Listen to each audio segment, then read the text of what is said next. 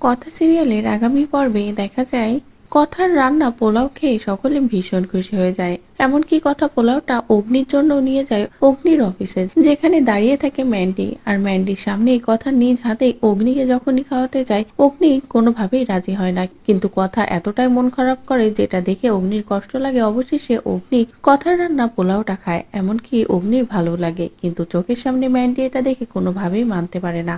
এরপরেই কথা অগ্নিকে বলে সন্ধ্যাবেলা ব্যস্ত ব্যস্ত বাড়ি ফিরতে হবে, কিন্তু ম্যান্ডি বলে সে অগ্নিকে ফিরতে দেবে না। এদিকে কথা বলে পাচক মশাই ঠিক বাড়িতে ফিরবে, কারণ সেখানে তার পরিবারের সকলে অপেক্ষা করবে। এরপরেই কথা যখনই বেরোতে যাবে তখনই অগ্নিকে বলে আপনাকে ওই মুকুট চুরির ব্যাপারে কিছু জানানোর ছিল, সন্ধ্যাবেলা একটু ব্যস্তই ফিরবেন। যে কথা শুনে অগ্নি আর না বলে না। তারপরে বাড়িতে শুরু হয়ে যায় আনন্দের মহল। সকলে একসাথে পহেলা বৈশাখে আনন্দ হইহুল্লোড় করতে থাকে। এমনকি এক দলে থাকে ছেলেরা আর এক দলে মেয়েরা, সকলে মিলে গানের কলি খেলা শুরু করে। আর কথার গান শুনে তো অগ্নি মুগ্ধ হয়ে যায়। তারপরে কথার মুখ থেকে অগ্নি যখনই চুরির ব্যাপারে শোনে তখনই অগ্নি বলে এই মুকুট চুরির আসল চোরকে বের করার জন্য আমি তোর পাশে আছি, আমি তোকে সাহায্য করব। কথার হাত ধরে অগ্নি যখনই এমন কথা বলে কথা তো অবাক হয়ে যায়। অন্যদিকে ম্যান্ডি তো অগ্নি আর কথাকে এতটা কাছাকাছি দেখে কোনোভাবেই সহ্যই করতে পারে না।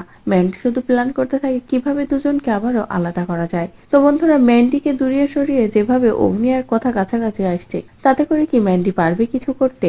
আপনাদের ঠিক কি মনে হচ্ছে তা অবশ্যই কমেন্ট করে জানিয়ে দিন। পরবর্তী আপডেট পেতে চ্যানেলটি সাবস্ক্রাইব করুন।